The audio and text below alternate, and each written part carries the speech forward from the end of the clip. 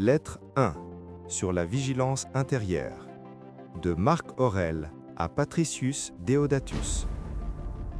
Patricius. Il existe dans la vie de chaque homme un moment où il comprend que le monde extérieur ne lui appartient pas. Il peut s'agiter, se déchaîner, se contredire, se contorsionner sous 1000 influences, mais rien de tout cela ne doit déterminer la paix ou le trouble de ton âme. Ce qui t'appartient, ce n'est pas le tumulte du dehors, mais la manière dont tu accueilles ce tumulte. La première discipline que je veux t'enseigner est celle de la vigilance intérieure. Elle n'est pas spectaculaire, elle ne se voit pas, elle ne s'affiche pas, mais elle est la racine de toutes les autres vertus. Sans elle, la sagesse n'est qu'un mot, la force n'est qu'un masque et la paix n'est qu'un rêve fragile. Tu vis dans un monde où chaque instant cherche à t'arracher à toi-même. Les voix se multiplient, les images se succèdent, les émotions se bousculent. On te demande d'être partout, de répondre à tout, de réagir à tout. Mais l'homme qui réagit à tout n'est plus un homme, il devient un instrument que d'autres jouent. C'est pourquoi je te dis, garde la porte de ton esprit. Chaque pensée qui entre en toi n'est pas la tienne. Chaque émotion qui te traverse n'est pas digne d'être accueillie. Chaque impulsion n'est pas un ordre. Demande-toi souvent, cette pensée m'élève-t-elle ou m'abaisse-t-elle? Cette émotion me rend-elle plus juste ou plus faible? Cette parole que je m'apprête à prononcer vient-elle de ma conscience ou de mon agitation? L'homme qui ne filtre pas ce qu'il laisse entrer devient le serviteur de tout ce qui frappe à sa porte.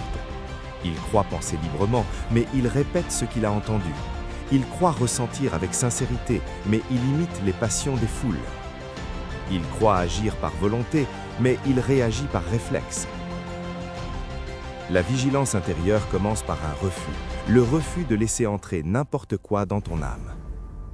Ne laisse pas entrer les marchands de peur, ne laisse pas entrer les semeurs de colère, ne laisse pas entrer les illusions qui flattent ton ego pour mieux t'enchaîner. Tu n'es pas obligé d'accueillir tout ce que le monde t'envoie. Tu as le droit et même le devoir de dire « ceci ne m'appartient pas ». Mais la vigilance ne concerne pas seulement ce qui entre, elle concerne aussi ce qui sort. Les mots que tu prononces, les gestes que tu fais, les décisions que tu prends doivent être passés au crible de ta conscience. Car ce que tu laisses sortir façonne le monde autour de toi. Avant de parler, demande-toi, ce que je m'apprête à dire, est-il nécessaire? Est-il juste? Est-il digne de l'homme que je veux être? Avant d'agir, demande-toi, cette action vient-elle de ma paix ou de mon trouble? L'homme qui ne surveille pas ce qu'il laisse sortir de lui devient dangereux pour lui-même et pour les autres. Il blesse sans le vouloir, il détruit sans le savoir, il regrette sans comprendre. La vigilance intérieure est une forme de douceur. Elle t'empêche de devenir un instrument de destruction. Elle te rappelle que chaque parole est une pierre et que tu peux choisir de bâtir ou de briser. La vigilance n'est pas une tension, elle n'est pas une crispation, elle n'est pas une guerre contre toi-même. Elle est une présence. Être vigilant, c'est être là, entier, disponible à ce qui se passe en toi, capable de voir naître une émotion avant qu'elle ne t'emporte, capable de reconnaître une pensée avant qu'elle ne te domine. Observe ton esprit comme on observe la mer. Il y aura des vagues, il y aura des tempêtes, il y aura des accalmies. Mais tu n'es pas la mer, tu es celui qui la regarde. L'homme libre n'est pas celui qui ne ressent rien, c'est celui qui ne se laisse pas gouverner par ce qu'il ressent. Tu te perdras parfois, tu laisseras entrer ce qu'il ne fallait pas, tu laisseras sortir ce que tu regretteras. Tu te laisseras emporter par des émotions qui ne te ressemblent pas. Ne te juge pas, ne te condamne pas. Reviens simplement à toi. La vigilance est un chemin, pas un état. Elle se cultive chaque jour comme on entretient un feu pour qu'il ne s'éteigne pas.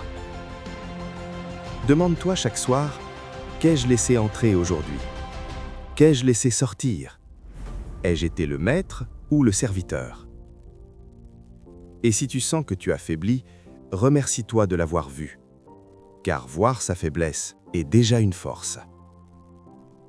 Patricius, la vigilance intérieure est la première pierre de l'homme droit. Sans elle, tu seras ballotté par les vents du monde. Avec elle, tu deviendras un arbre enraciné capable de traverser les tempêtes sans perdre ta verticalité. Sois le gardien de ton temple, sois le maître de ta porte, sois l'homme qui veille sur lui-même avec douceur et fermeté. C'est ainsi que commence la paix. Marc Aurèle, empereur de soi avant d'être empereur du monde.